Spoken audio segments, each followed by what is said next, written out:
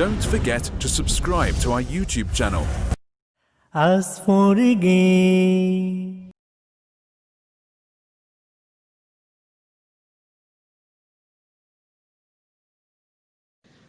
Good evening, everybody. My name is Amuta. I'm working in Indian Embassy. So I have a lot of questions, but for time being, I'm saying little bit questions. So in Islam, why there is no caste system? Yes, sister. Okay, my second question is Sister, ask the first question. After I reply, then you can ask the second question. Okay, fine. Give me the answer. Sister asked the question, why in Islam there's no caste system? Because in Islam we believe that all the human beings are equal, unlike in Hinduism. Quran says in Surah Hujurat, chapter 49, verse number 13, Ya ayyuhan nasu inna khalaqnakum min zakarin wa unsa wa ja'alnakum shu'uban wa qaba'ila lita'arafu inna akramakum indallahi atqakum inna Allaha alimun khabir. O humankind, we have created you from a single pair of male and female and have divided you into nations and tribes so that you shall recognize each other, not you shall despise each other. And the most honored in the sight of Allah subhanahu wa ta'ala is the person who has taqwa. The criteria for judgment in the sight of Almighty God for a human being to be superior to the other human being, it's not sex, it's not caste, it's not color, it's not wealth, it's not age, but it is taqwa, it is God consciousness, it is piety, it is righteousness. The only way one human being can be superior to the other human being, it's not by wealth, it's not by age, it's not by sex, but it is by piety, it is by God consciousness, it's by righteousness. Unlike Hinduism, when we read the Vedas, it's mentioned that Almighty God, He created the Brahmin class, the learned class from the head. That's the first caste. Then He created the warrior class, the Kshatriyas, from the chest.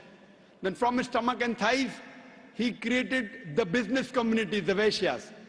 And from the feet, He created the Shudras, that's the untouchables, that's the lower caste. So this is what is mentioned in the Vedas. In Islam, we believe that all the human beings are equal. We don't believe that one human being is superior to the other human being because of birth, because of profession, because of wealth, because of color, because of caste. So Islam is a universal religion. Unlike in the Vedas, what they say that you have to stick to your profession. Because, it was mainly controlled by the Brahmins, which is again, small percentage, minute percentage. And they say that if you're born as a Shudra, you remain a Shudra, you serve the Brahmin, next life maybe you may become a better person. No, this is all ideology. So that, they want to keep the low person will remain low, and the rich and the top people remain top. In Islam, we believe in equality. And Islam is a religion for all the human beings. That is the reason Islam is against caste system. Hope that answers the question, sister. Okay, sir, I have one more doubt. So why you are saying the Muslim is Sayyid Muslim or Sunni Muslim or Shia? So what is that? Sister said that why am I saying Sayyid Muslim and Shia Muslim Sunni? I never said Sayyid Muslim, Shia. Muslim is the one who submits his will to Almighty God. In Islam, there is no sect. Allah says in the Quran in Surah Al-Imran chapter 3 verse number 103, وَاتَصِمُوا بِحَبْلِ اللَّهِ جَمِيعًا وَلَا تَفَرَّقُوا. Hold to the rope of Allah strongly and be not divided. There is no Sayyid Muslim and Sunni or this. Yes, the family. Fine, you may belong to a family. You may belong to a Sheikh family. You may belong to Sayyid family. To know your roots, that does not mean a person is superior. A Khan is superior to a Sheikh or a Sayyid. No. It is belonging to your roots. Like how you may come from some family so that you have come from particular land or particular area. If you have come from Konkan region. So this is family background. It doesn't mean one person is superior to the other. The only way one human being can be superior to the other human being is by piety, is by righteousness, is by God consciousness. Hope that answers the question, sister. Okay, second question. Why in Islam marriages no horoscope is seen?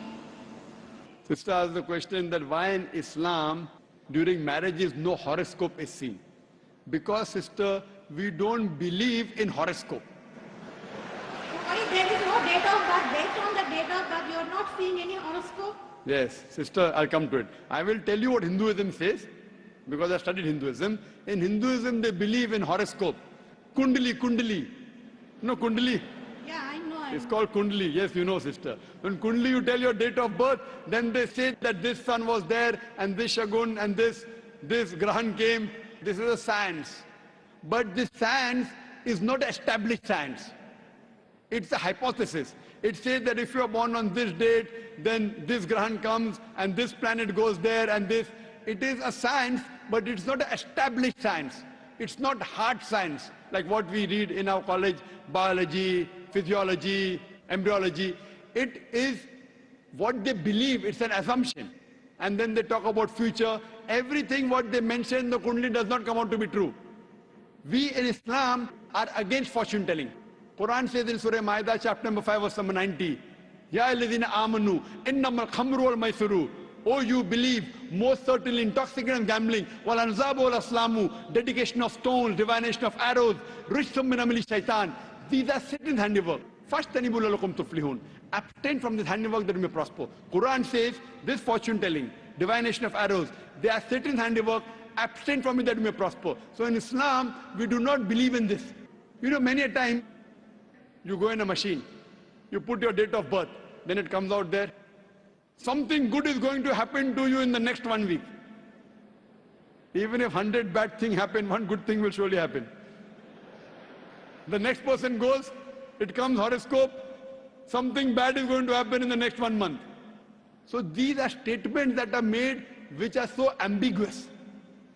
And all this, you know, parrot goes and picks up a chit, and you come to know your kundali about your future. So in Islam, we don't believe a parrot can pick up and tell you what is your future, or by reading the palm, or looking at the stars. Islam is against this. And many a time, you get fooled into believing that it is true. And there was a research done that once a psychologist, he was teaching a class of 100 students. And after 1 week, he said, now I have understood your background, everything. I will write about each individual person, about his past and everything. But don't open the chit until I tell you. So he wrote to all 100 students details about the past. Then he said, okay, now open the chits and give me gradation. How much am I accurate? Believe me. More than 95% of the students said the professor was more than 90% correct. The secret was the professor wrote the same thing for everyone. These are such ambiguous statements. What we have to realize is that Islam is against fortune telling, against knowing about the future. That's the reason there's no kundli required. If the kundli was there, yet we find that so many marriages are being broken in Hinduism. Why? What we believe that we have to choose our life partner. And our beloved Prophet Muhammad Sallallahu Alaihi Wasallam said, it's mentioned in Sahih Hadith, that whenever you choose your life partner, you look for 4 things. Beauty, wealth, nobility, and virtue. The best is virtue. The best to choose from a life partner is a virtuous life partner, not kundali. Whether born in October, September doesn't make a difference. The virtue should match.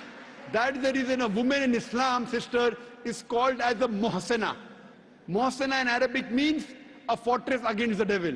In other religions, including Hinduism, the woman is referred as an instrument of a devil. In Quran, the woman is referred as a muhsana.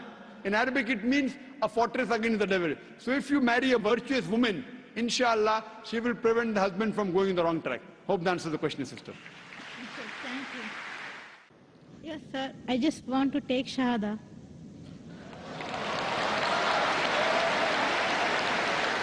MashaAllah.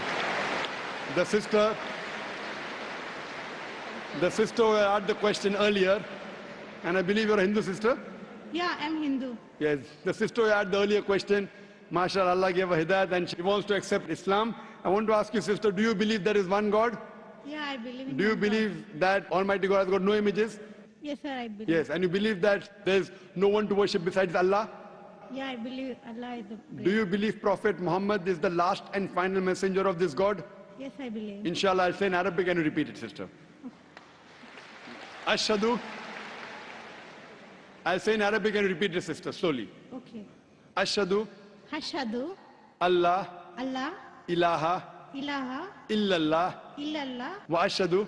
washadu, Anna. anna, Muhammadan. Muhammadan, Abduhu. abdu, Wa rasuluhu. wa, Wa rasuluhu. wa rasulu. MashaAllah, sister.